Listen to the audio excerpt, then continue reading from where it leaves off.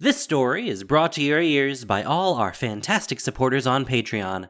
To get in on the action yourself with bloopers, extras, and the occasional early story, join us at patreon.com/voiceofallmtg. We'd like to thank our newest patrons, Evelyn Hewitt, Joao Pedro Benicio, and Carlos Sanchez, for already donating. For more stories, or just to chat, visit voiceofallmtg.com. Also, a bit of news this week. In addition to iTunes, Google Play, and SoundCloud, the podcast is now also available on the Stitcher Radio app, if that is a thing you use. And now, Voice of All presents Endure, a story by Michael Yi Chow. Episode 7 of The Hour of Devastation.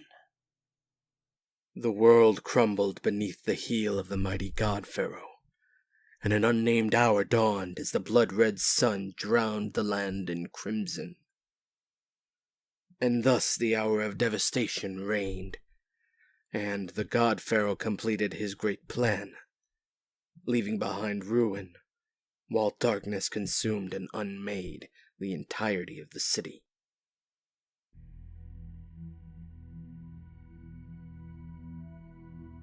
Samut ran. Behind her, the small band of survivors followed. Jeru kept pace with the slowest of the group, guarding their backs. Escape the city. Get to the desert. Hazaret's command burned at the back of Samut's thoughts as they moved. She and Jeru had obeyed the god, parting ways with Hazaret and striking out toward the edges of the city. They had grown in number as they traveled, other survivors joining to fight together. They had shrunk in number as god-fueled destruction crumbled the city around them. Get to the desert.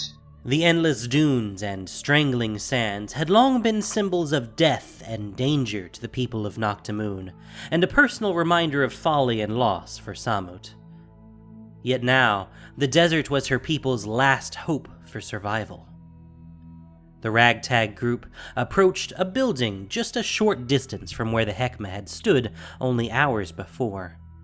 Once a barracks for the viziers of Kefnet, who helped maintain and repair the barrier, the building looked utterly abandoned, save for a few small clusters of locusts that clung to various surfaces. Samut gestured for the others to take shelter behind a wall. She scrabbled up the rough stone, climbing to the roof for a better vantage. Before her, the deserts of Amonkhet stretched to the horizon. Winds drove sheets of sand through the air, and the rippling dunes cast strange shadows. Samut couldn't tell if they were shifting due to the light, the wind, or because they hid some unknown horror. She knew that other ruins lay buried beyond the city, places where they could possibly hide temporarily for shelter. But beyond that, she was at a loss. Hazaret still believed that the god Pharaoh might come to save them from the darkness. Some in their group seemed to believe the same, still invoking the god Pharaoh in their battle cries or whispering prayers for his return to fix what had gone wrong. But Samut knew the truth. A series of cries rang out from below her. Samut looked down to find all the survivors pointing back toward the city. In the sky, a dark void appeared, and from its unfathomable depths, a massive golden figure appeared. For a moment, Samut's brow crinkled in confusion, and then she saw the being's golden horns. The blood drained from Samut's face. He has arrived. Some in their party cheered. Some started running back toward the heart of the city, toward the distant god Pharaoh. That was when the dragon raised his hands, and black fire fell from the skies. Samut yelled above the noise, urging the survivors into the enclave behind them. She suppressed her despair as she watched a streaking blast of flames annihilate a young minotaur running back toward the group. She dashed out to scoop an Aven girl into her arms, running with the child back toward shelter, pushing her to join the others. Once everyone was inside, she followed. Jeru was herding folks into the center of the room, away from windows and doors. The shuddering sound of blasts hitting walls and other buildings reverberated through their bones, punctured only by the quiet sobs of the young. Why? Why would the god pharaoh? A Naga youth, barely of age to be a disciple by Samut's guess, stammered and stared wide-eyed at those around him. The god pharaoh is a lie. He is no great redeemer. He is a trespasser, an interloper from another world. That can't be true. That beast cannot be our promised god pharaoh. A tall, barrel-chested man pushed his way forward. Samut recognized him as Masika of the An crop. Do your eyes not see? Your ears not hear? Does your heart not feel? The death of our gods! The destruction of our city! This spell of hellfire from the very claws of the god pharaoh himself! Samut spoke with icy conviction, staring straight at Masika. A voice cried out from the crowd. We have been betrayed! Our gods have been betrayed! Angry shouts of agreement rippled across the assembled group. The dark gods are his harbingers, not his adversaries. Samut put an arm on Masika's shoulder. We must confront the truth and fight to survive. She turned and addressed the crowd, looking each survivor in the eye. I have uncovered the erased histories of our people. I have seen the ruins and hidden places in the sands. I had hoped that I was wrong, that I was mad, that the heresies I found were not true, but all of my worst fears have come to pass. The survivors murmured among themselves. Some faces hardened with anger, while others turned to Samut, waiting for her next words. She opened her mouth to speak when a sharp, stabbing pain pierced her chest. Samut doubled over, sucking in breath through clenched teeth. As she looked up, she saw all the survivors clutching their chests, their faces frozen in stunned shock. One of the young survivors vomited.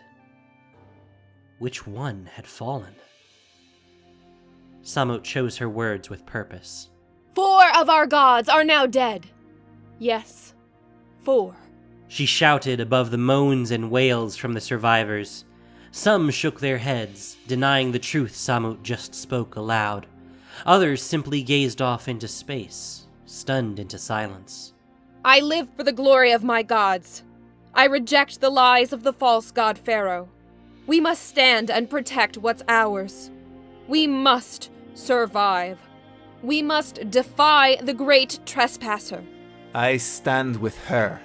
Samut turned, surprised, her chest tight with emotion. Jedu stood from where he had been comforting a young survivor and faced the crowd. Samut is my oldest friend. I, more than anyone, thought her words were vile heresy when she first spoke against the god pharaoh. But I have seen more than I needed to realize she speaks truth. An uneasy silence fell over the group, broken by the young Naga boy. What do we do now? What can we do? Murmurs of agreement rippled through the survivors. A good question. What can we do against dark gods who slay divinity, against a dragon who rains fire from the skies? A few survivors stepped aside as Hapatra strode forward. Samut looked to Jedu and then back to the vizier before replying. Hazaret asked that Jero and I protect those we could, to hide among the desert stands, to survive. We defy the trespasser by living. Some heads nodded in agreement. Samut drew her twin kopeshes. But I am going back into the city. She strode to the door and then turned to address the room. I would not ask any of you to come with me. Escape and survival would be honoring the wish of our god, and would be a brave act in defiance of the trespasser. But I cannot bear the death of another god. Though Hazaret wished for us to flee, I will return, because I must try to protect that which has protected me my entire life. Jedu drew his weapons as well. I will go with you, sister. We, the children of the gods, have never feared death. I was glad to give my life in dedication to the glorious after. Now I am proud to give it in defense of the divine. Other warriors stood, drawing blades, readying staves, their faces set in grim determination. I will not go with you. Though my heart yearns for even the faintest chance to avenge Myrona's death, I know my poisons would better serve to pave the path for the living. Hapatra drew her dagger and held it to her chest in a salute, a small snake winding its way from her sleeves up her arm. I am Rona's broken fang, and I know where to strike to stop the undead and the monstrosities in their tracks. I will strike down all that would threaten our people as we seek refuge amongst the sands. I trust the safety of our gods to your hands, Samut. Samut returned the gesture with her kopeshes. Knowing our strengths and sacrificing our wishes for the welfare of others is not easy. Thank you for your bravery. She turned to the others and raised a blade in the air. The rest to me. We will find and protect our last god.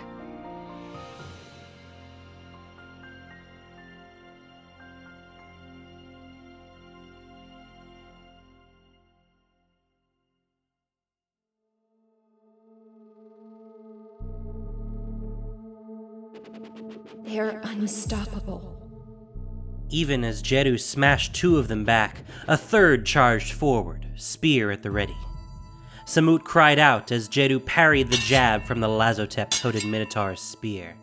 She dashed in and smashed her kopeshes against the undead warrior, leaving two jagged gashes along his chest. The blow didn't seem to affect the Minotaur at all as he spun, knocking Jedu and Samut back with a powerful roundhouse kick. As she scrambled to her feet, Samut noted that only 4 other fighters remained. The rest had fallen to the endless stream of eternalized warriors. The cruel joke of the promised hours nagged at Samut's thoughts. The hour of eternity, when the worthy dead shall rise again to a glorious afterlife. If glorious afterlife meant slaughtering everything you once held dear. The Minotaur conjured an angry flame that engulfed the head of its spear. Jedu shuffled closer. I have never seen the undead cast spells before. I've never seen the corpses of our slain champions imbued with Lazotep and then unleashed on the city before. It's a day of firsts. Jedu grinned. Lucky us. If these are our past champions, then this must be him. Jedu and Samut stepped back as the Minotaur approached, his spear spinning in one hand behind him, creating a dizzying pattern of light. Jedu nodded. The brutal champion with a spear of flame. It could only be Neheb the Worthy, a legendary initiate skilled in magic and combat alike. He had passed the trials when Samut and Jedu were mere children. The greatest warrior of a generation, their trainers had told them. Fight like Neheb, their sparring instructors had said. This is a fool's errand. We can take it, sister. To what end? We cannot hope to defeat all the returned champions of Amonkhet. We should be finding the last remaining god. Neheb swung his spear forward, sending a wave of flame at Samut. Samut dodged out of the way, but Neheb was already charging in, spear thrusting at Jedu's chest. Jedu held his blade up to parry, and the Minotaur pressed forward, closing the distance and bringing a powerful fist smashing into Jedu's face, knocking him sprawling. Samut let out a roar and charged, Kopesha swinging down in an overhead strike. Neheb countered with a swift kick to her stomach. The blow knocked her back and left her gasping for air.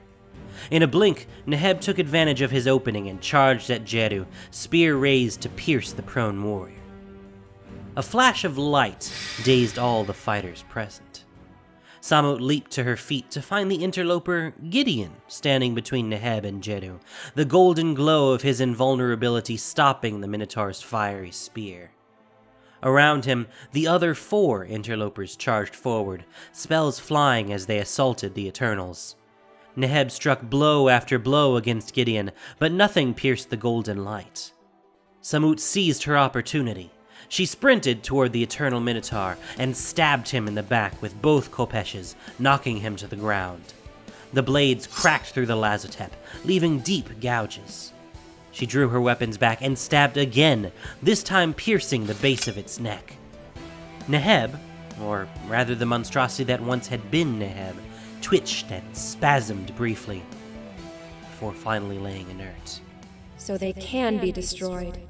She turned around to see the other interlopers dispatching the remaining Eternals. The one with the pointy ears and unnerving green eyes. Nissa was helping some of the injured warriors, healing cuts and wounds. Jeru stood and clapped a hand on Gideon's back. That is the second time today that you have saved me. The first time I was furious. Now I am grateful. Gideon started to reply, but Jace cut him off. We're wasting time and energy here, Gideon. Bolus remade this place in his image. He has the advantage here. We must approach carefully. But the longer we delay, the more time we give Bolus to prepare for us. Agreed. I'm certain he already knows we're here. Samut wondered how Liliana's dress came to be soaked in blood, and how she still managed to look elegant and poised despite this. We bring the fight to him, then. Gideon strode forward, but Samut caught his hand. I shall come with you. We will not, Samut. We will stand down. How could you say that, Jeru? If they intend to slay the trespasser, the one responsible for all of this... Then we will support them by getting out of their way. Samut fumed, but Jeru held up a hand. You are a far stronger fighter than I, Samut. Jeru shook his head at Samut's half-formed objection. Others may speak of us as equals, but you and I know the truth. There is only one thing that I do better than you. Seeing the potential of those around me.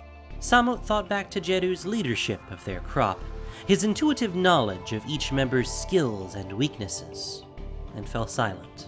A wise warrior once said, knowing our strengths and sacrificing our wishes for the welfare of others is not easy.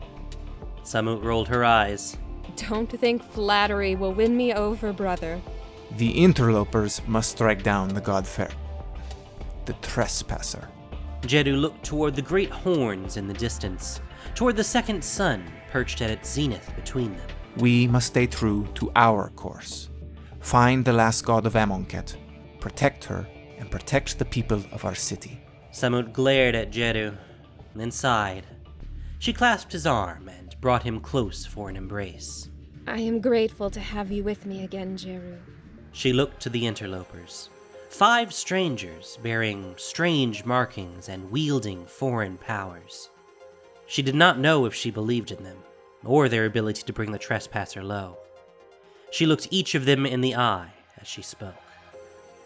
For what he did to my people, my gods, my world, slay him. Slay the great destroyer. Slay the dragon trespasser. Slay Nicol Bolas.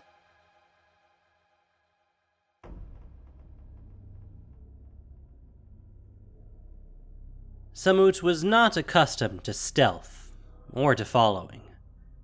After leaving the interlopers to plot their battle with the dragon, Samut, Jeru, and their small band had picked up a few more survivors. The roaming bands of Eternals seemed to be thinning, but only because the living denizens of the city had either died, escaped, or, on extremely rare occasions, hid well enough to survive. The streets of Noctamoon were strangely quiet, broken by the occasional buzz of locust wings and the shuffles and groans of roaming corpses raised by the curse of wandering. Ahead of Samut, a young vizier of Hazoret led the way. Introducing himself as Hawk, the vizier had told Samut and Jeru of the battle he had witnessed between Bontu and Hazoret, of Bontu's betrayal and the god Pharaoh's ultimate cruelty. The vizier couldn't have been older than 14, no more than a year or two into his tenure, yet he spoke with a calmness and eloquence that belied his years. After Bontu fell, the scare of God woke the Eternals and attacked the city. I had enough time from my vantage at Hazoret's temple to flee, but in the ensuing bedlam, I lost track of Hazoret. As a vizier of Hazoret, though, his heart beat as one with his god, and he could sense her presence faintly. He was tracking her movements, trying to reach her, when a roaming band of mummies trapped him in a storehouse. He had hidden within the barrels of salted fish until Samut's band happened by. Now the boy led the group with Samut right behind. Samut prayed quietly that they would reach Hazaret in time, and then stopped. It seemed strange to pray to the deity you were trying to save. Hawk led the survivors down a path at the foot of a massive monument, turned a corner, then froze. As the rest of the group rounded the corner, everyone gasped. Ronus's body lay inert on the ground. Some of the survivors fell to their knees. Others approached slowly, hands outstretched, desperate to disprove the reality before them. But trembling fingers met solid golden scales and divine robes. The finality of his death washed over the survivors. Tears, angry cries, and quiet embraces followed. Jeru approached the god, kneeling and placing a hand on the god's face. Anger again bubbled in Samut's gut, and she approached the fallen body of Ronus. She climbed up his chest, drawing gasps from some of the others, and stood. Brothers, sisters, we mourn, but we will endure. If you believe the god Pharaoh tests you, charge with me to fight to prove yourself. If you believe he betrayed us all, join with me to fight for tomorrow. We will embody the strength Ronus taught us and gifted us through his teachings and his trial. The survivors around her cried out in solidarity, faces hardening from grief to anger. Suddenly, Jeru stood, his eyes glued to the horizon. Samut, I think we should seek out shelter. Samut squinted where he looked. From the direction of the gate to the afterlife, a massive sandstorm was sweeping in. In the past, such a storm would have crashed into the Hekma, harmlessly rippling against the barrier. But with the Hekma gone, the swirling sands and howling winds approached with alarming speed, a solid wall of dust and darkness. Samut called out to the survivors and turned to retreat the way they had come. But Hawk suddenly grasped Samut's hand, pointing in front of him, straight into the storm. Sister, Hazaret comes. She is not alone. Samut looked at the boy, and then drew her kopeshes. Warriors, brace yourselves. Stand ready. The survivors drew their weapons and pulled cloths over mouths and faces. Several ducked behind the monument wall for shelter. Samut, Jeru, and Hawk stood where they were, leaning in as the storm swept over them. The stinging sands nipped at them through their clothes and armor. The three held their arms over their eyes, feet braced against the buffeting winds. Everything dimmed to a semi-darkness, the sand thick enough to filter out most of the twin sun's light, the roar of the wind blocking out any other sounds. Then Samut saw it, a large shadow approaching in the gloom. The silhouette grew, sharpening into a clearer shape, and soon came the sound of massive feet running. And then Hazaret emerged from the clouds of sand, and Samut again felt her heart surge at the sight of the god. Her excitement immediately dampened as she took in what she saw. Hazaret did not look well. She gripped her spear in one hand, while the other dangled oddly by her side.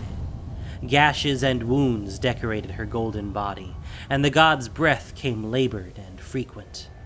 Hazaret! We've come for you!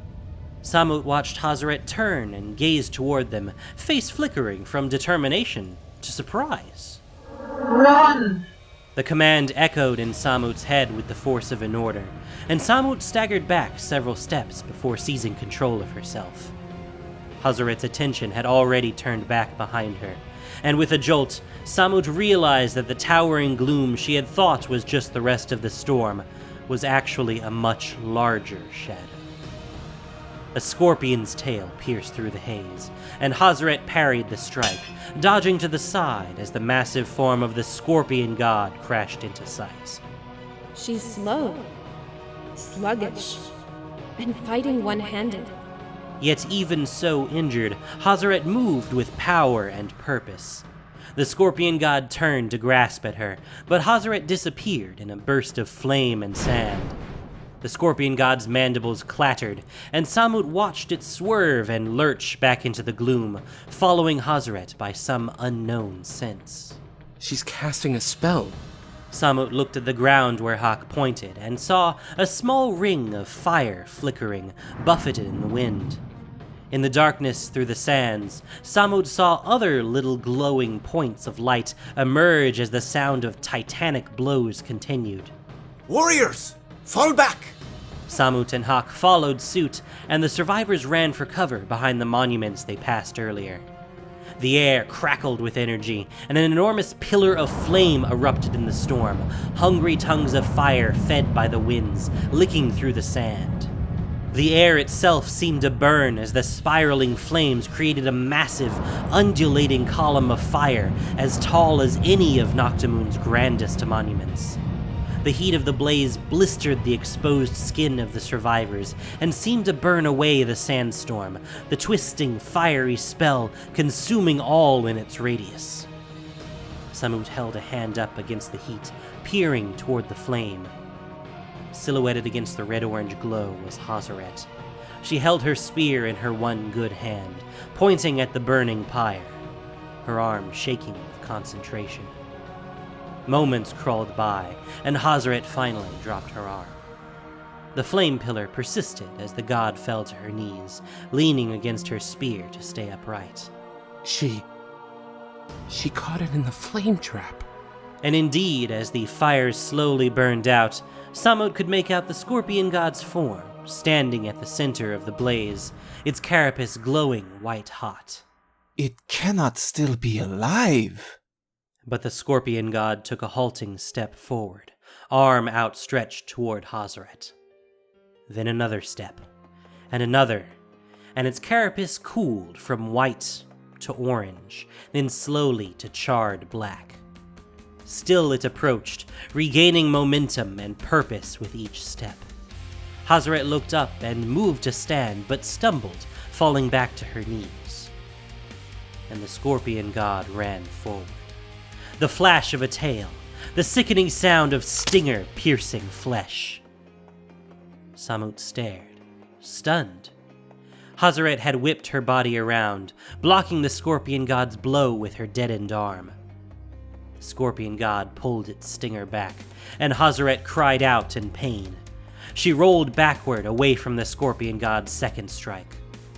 Samut watched with horror as green ichor glowed and crawled up Hazaret's limb, creeping its way toward the god's body and heart. Hazaret's spear glowed with heat.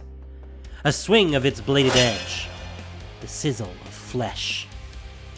A small mist of blood evaporated in the air as the molten edge cauterized the cut. Hazaret crouched, panting hard, blood seeping from the wound that had saved her life. Before her, her severed arm blackened, the poison consuming the flesh. And again the scorpion god approached. Samut let out a primal scream and sprinted forward, terror and rage and pain and heartbreak melting into molten strength. Behind her, she was faintly aware of Hawk and other mages readying spells. In front of her, the impossible height of the scorpion god loomed. She was tiny. She was inconsequential. And she did not care. Instinct seized Samut as she channeled magical power to her legs. She leaped into the air, launching herself flying over Hazaret and toward the dark god, kopeshes gripped with blades pointing downward. She smashed into the scorpion's sides, and her blades pierced its carapace, lodging there and giving her a temporary handhold. Surprise turned to epiphany as she realized that the molten heat from Hazaret's spell must have softened the god's impenetrable shell. Samut laughed, a blend of battle rage and utter joy. She gave her blades a shake and a jolt, sliding down the god's body, gravity lending momentum to her descent. She swung her feet out and carved across the god's ribs toward his abdomen, her blade slicing through the heated carapace like an ibis cutting through a clear blue sky. The scorpion god roared and swatted at her, an insect-like god trying to squash an insect-like human. But Samut pulled her blades loose and launched herself again, kicking off his chest, her kopeshes biting into the god's arm. She cut a thin line through his shell before the god flicked her off with a shake of his hand. A cloud of sand softened Samut's crash landing. As she stood, slightly dazed, a Minotaur mage approached, hands aglow with power, now shaping the sands into a dense mass, pummeling at the scorpion god's legs. Beside him, other mages launched bolts of fire and blasts of lightning at the god. Samut!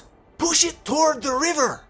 Jedu's cry carried across the distance, and Samut spotted him running with 2 other warriors toward a cluster of obelisks in the distance. A genuine grin flashed across Samut's face as she realized Jedu's plan. To me! The remaining survivors from their band charged forward, following her lead. The mortals battled with the weakened god, battering it with blows and spells. An Aven screeched as it was snatched out of the air, crushed in the god's grip.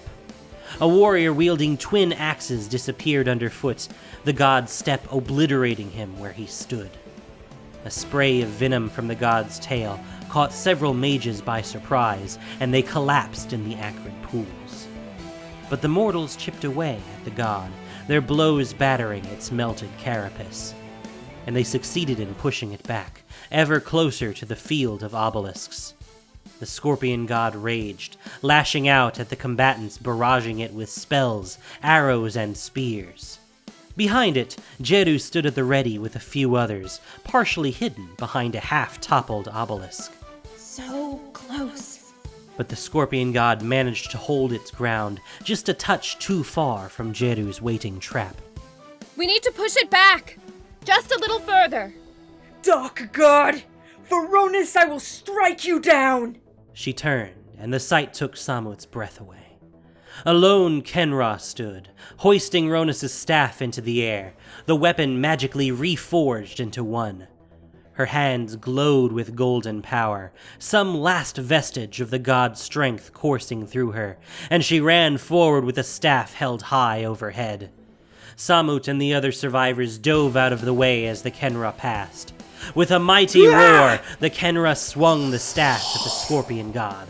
The god raised its arms to block the blow, but the force of the strike knocked it careening back. Fragments of carapace fell from its arms, shattered into pieces. At that moment, Jedu and his team ran forward, a rope held taut between them, tripping the scorpion god as he fell back toward the obelisks, their pointed ends suddenly a field of daggers for the enormous god. But Samut could see the arc of the god's fall, and the angle of the obelisks would not align.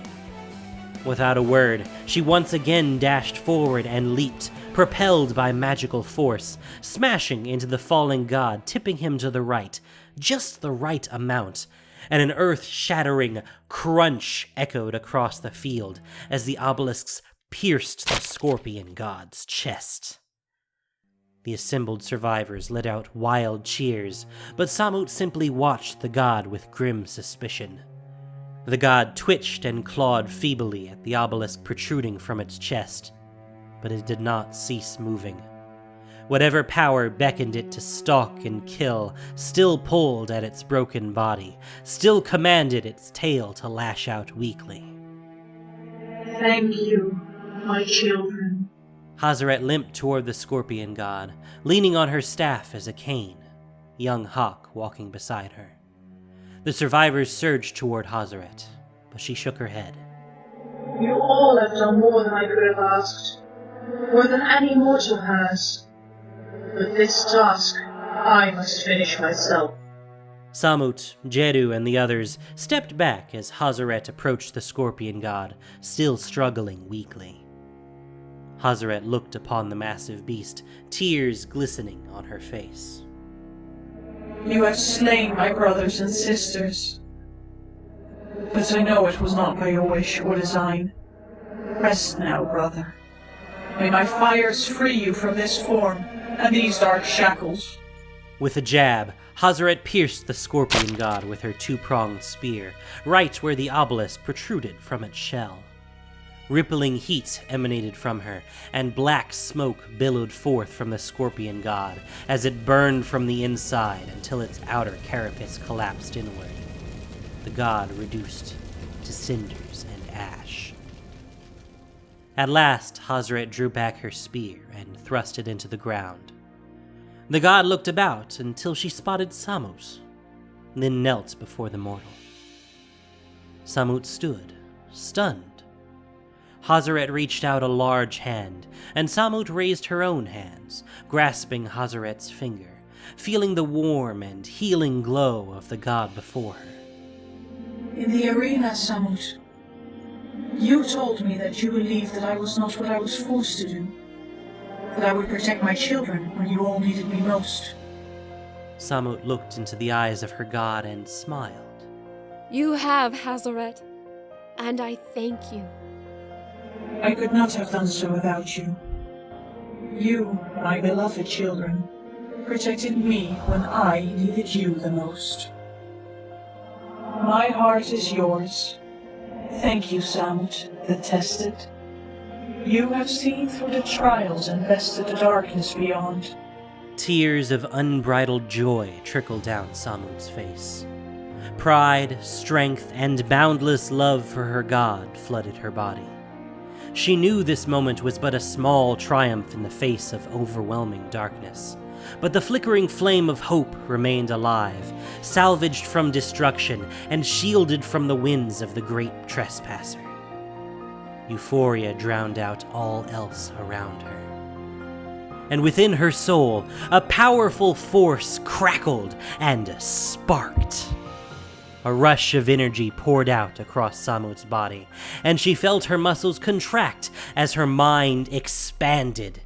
She was falling through space, through flashing waves of ether, moving infinitely fast and not at all, plummeting through a crack in reality itself. The desert air around her was suddenly replaced with a cool breeze, and Samut found herself standing among strange grasses, the plants rippling at her feet. Samut looked up, her eyes not quite comprehending what she saw. The sky held no suns. In fact, the world seemed covered in a strange darkness, punctuated by peculiar speckles of light that danced and twinkled like distant gems. Strange, twisting patterns of color danced through the sky, and some of the glowing pinpoints seemed to shine brighter than others. Samut rubbed her eyes. If she stared long enough, they seemed to form a strange sort of pattern, a connected luminescence that almost seemed to take on an almost familiar form, like a thought lingering just outside the reach of memory, or the whispered fragments of a forgotten dream. Samut tore her eyes from the strange sky and looked around her. She could make out the black outline of some buildings in the distance, strange and rigid in their architecture. The wind continued to dance through the grass at her feet, its whistle almost musical as it brushed across her skin, and unfamiliar scents tickled her nose. A deep panic swelled within Samut. This is not Noctamoon. This is not Amonkhet. This is some other world. She thought of the interlopers, of their strange spells, odd clothing, and unusual markings. I am them. I am a walker between worlds. She shook her head and yelled in frustration. She needed to be back home, needed to help Hazaret, still grievously injured, help her people escape. Samut started to run, pulling on memory and instinct, drawing on magic still new and tenuous. As her legs churned, she felt the same strange, indescribable feeling seize her. Suddenly, a force wrenched her from reality, her magic intertwining with the fibers of her muscles, her body serving as medium for a spell she didn't know she could cast. She plummeted again through flashing blue and swirling colors, and as she fell, she could vaguely feel other worlds, planes, passing her by until, with a jolt, she landed on her knees in warm, familiar sand, basking again in the glow of Hazaret's presence. Around her, the other survivors looked on in shock, having watched their champion vanish in a blur, only to reappear before anyone could react.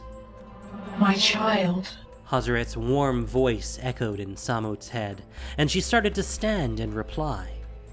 But her body slumped forward and she fell, completely drained of energy. Hazaret caught Samut in her hand and gently held her until two other survivors rushed forward to take her and lie her down. Jedu knelt by Samut's side, worry etching his brow. A thunderous crash and ripple of power drew everyone's attention skyward.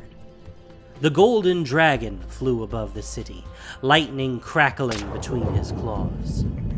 His gaze fell below him, and thunderous laughter boomed forth. I imagine the interlopers have engaged the great trespasser.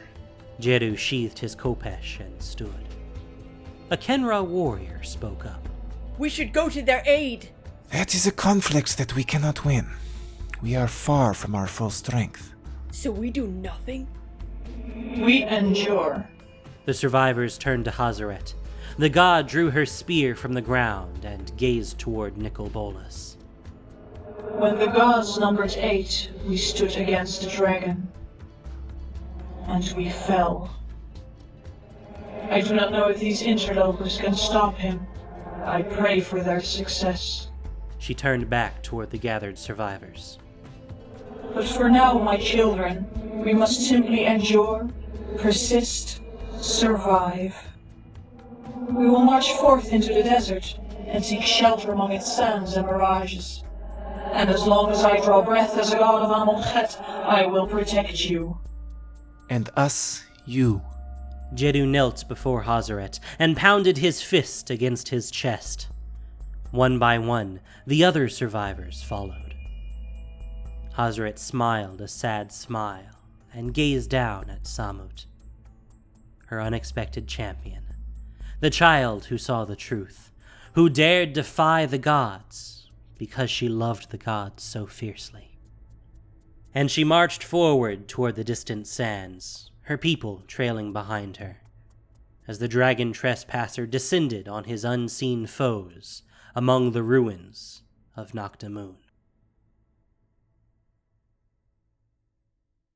But even as the great trespasser rained destruction down upon the ruins of Noctamoon, Hazaret, the god survivor, mother and protector of the mortals of Amonkhet, shepherded her children from certain ruin. And so it was, and so it shall be. Divinity and mortals, marching into an unknown future. Hakika, survivor of Amonkhet. Thank you for listening to this production of Voice of All. As listener-supported entertainment, we rely on you, not just for the voices of the characters, but also to keep us going and growing. If you enjoyed what you heard, please support us by rating and reviewing us on iTunes, or following us on SoundCloud and Google Play, or just plain sharing with your friends.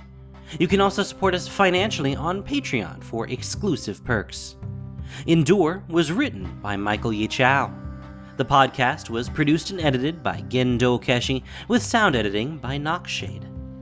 This week's story featured the voice talents of Sonia Greer, Christina Edelman, Derek J. Barbie, Jared Rahman, Rhythm Bastard, Scott Williamson, Vivian Aladren, Isa Martell, Susie O'Neill, David Ford, J.W. Forsyth, Maxie Bridgewood, and Regula.